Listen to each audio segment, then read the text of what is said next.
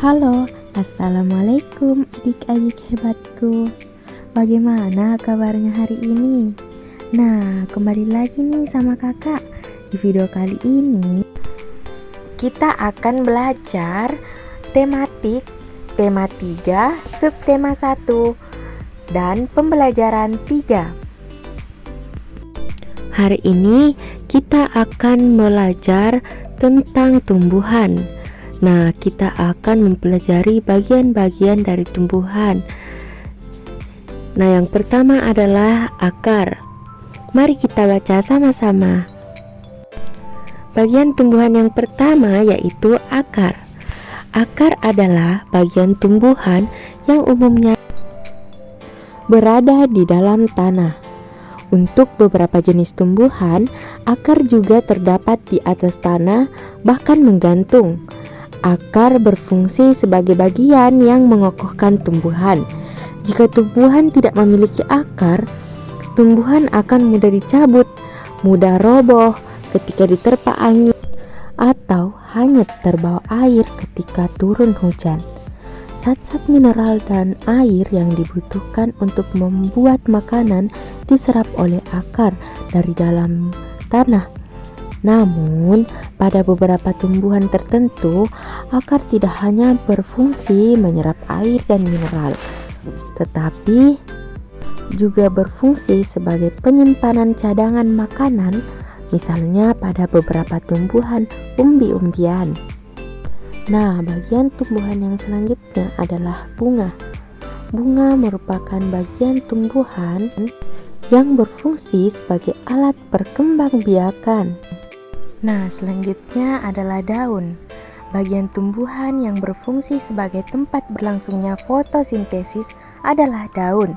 Daun banyak mengandung zat warna hijau yang disebut klorofil. Nah, di daun ini terdiri atas tangkai daun dan helai daun. Bagian tumbuhan yang lain yaitu batang. Bagian tumbuhan yang berada di atas tanah adalah batang, yang berfungsi sebagai tempat munculnya daun, bunga, dan buah.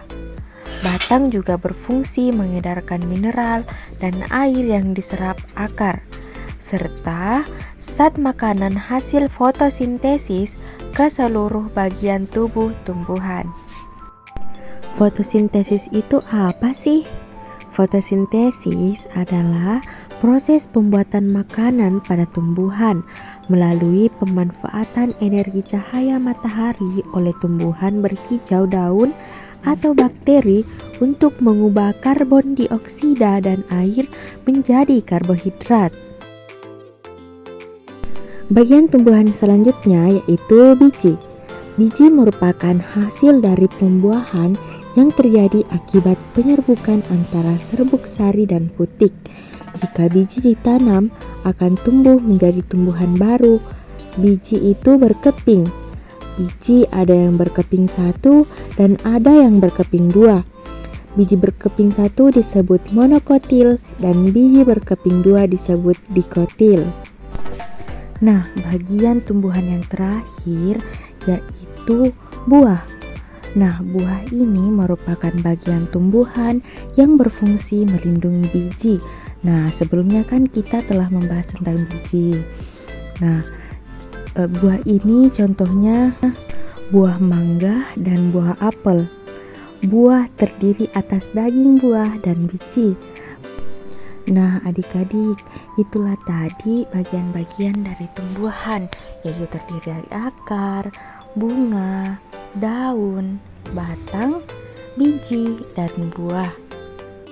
Nah, adik-adik, tahukah kamu bahwa beberapa dari bagian tumbuhan tersebut berfungsi untuk membuat tumbuhan tersebut lestari dan terjaga keseimbangannya?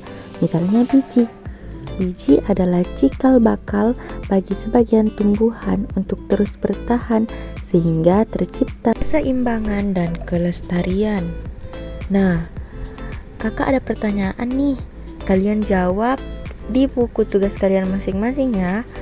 Bisakah kamu mencari bagian tumbuhan lain yang berfungsi untuk keseimbangan dan kelestarian tumbuhan tersebut?